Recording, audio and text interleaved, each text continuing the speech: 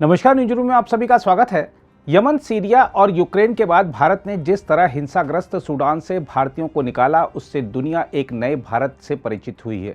यही कारण है कि विदेश मंत्री एस जयशंकर ने कहा है कि दुनिया नए भारत की क्षमताओं और उसके योगदान को पहचान रही है तथा पूरी दुनिया में यह भावना प्रबल हो गई है कि आज के भारत के पास चुनौतीपूर्ण मुद्दों का समाधान करने की क्षमता है। जयशंकर ने कोलंबिया की राजधानी बोगोटा में भारतीय समुदाय के लोगों को संबोधित करते हुए यह बात कही। जयशंकर ने अपने भाषण में कहा कि दुनिया आज भारत में हो रहे बदलाव को स्वीकार कर रही है। जयशंकर ने भारतीय समुदाय के लोगों के साथ भारत के नए भारत में परिवर्तित होने और इसके वैश्विक निहितार्थों को भी साझा किया।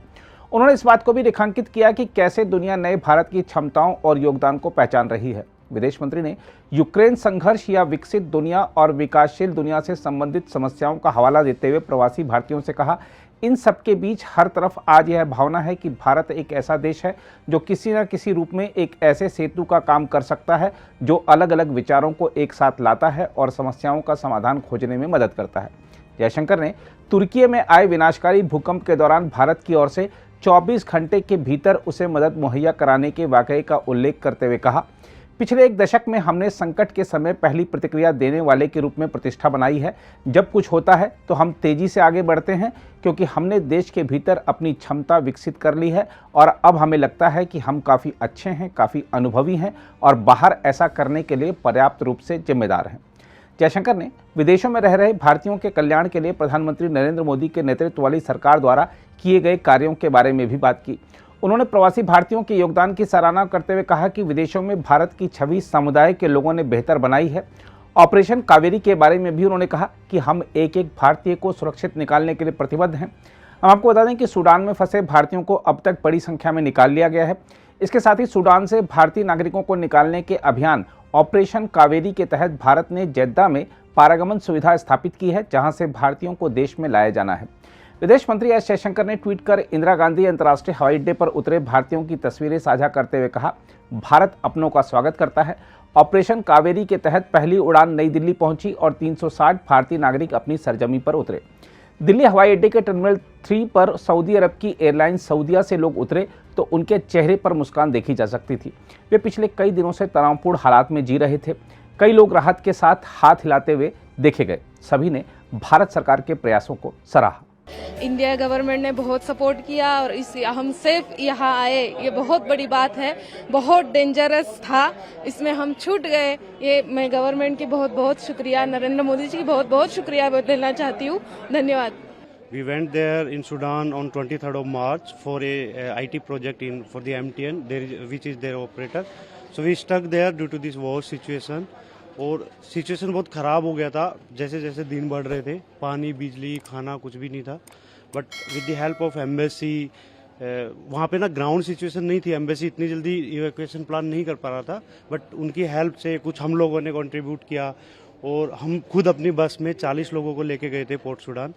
वहाँ पर एम्बेसी की, गवर्नमेंट की काफ़ी हेल्प मिली। वहाँ पर भी हम वॉलंटियर कर रहे थे। तो अभी भी अराउंड 2000 के आसपास लोग पहुँच चुके होंगे पोर्ट सूडान।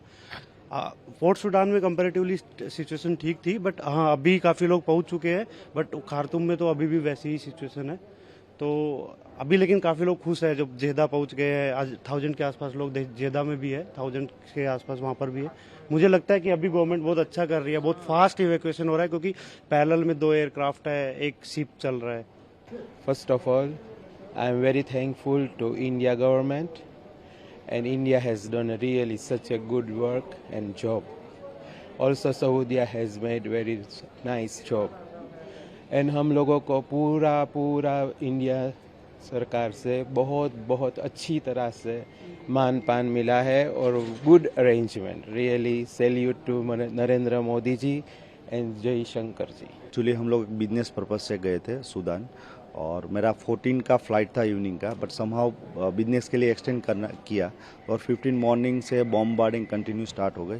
हम होटल के सामने से सब कुछ देख रहे हैं। Mainly thank you to Indian army, Narendra Modi ji, Jaishankar ji and all the government employees.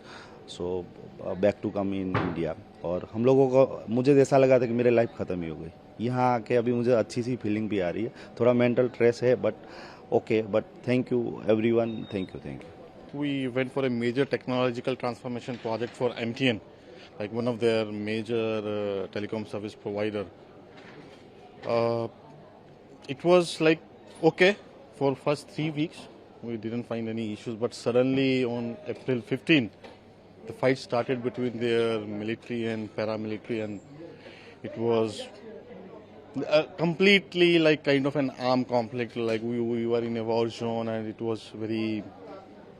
Everybody was threatened, and everybody was fear of life, and like people have started fleeing Khartoum, including their own localites.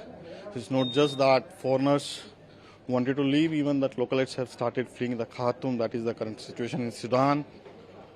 Then a couple of governments started evacuating their own citizens, where the Indian government is currently only the government that has put more focus on citizens also, including the diplomats. If you go to the developed world countries, they have primary focus on diplomats.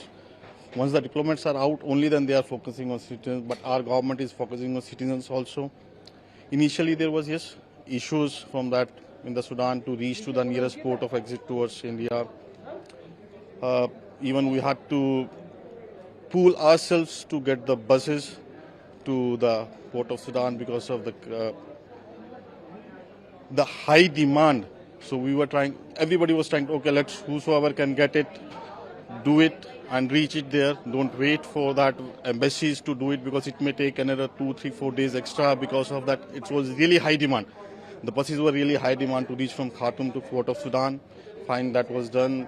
There were some hiccups there. The people had volunteered to help the team. Even some of my colleagues, they volunteered to prepare that list, prepare the data, who is coming in, who is going out. Finally, we were airlifted using our own Air Force cargo aircrafts to Jeddah, and from Jeddah it is with the help of Saudi governments we are finally back to home here in Delhi. अगर आप भी लेना चाहते हैं देश दुनिया की तमाम जानकारी तो आज ही सब्सक्राइब करें हमारे चैनल को। साथ ही नीचे दिए बेल आइकन को जरूर दबाएं ताकि हर अपडेट आप तक पहुंच सके।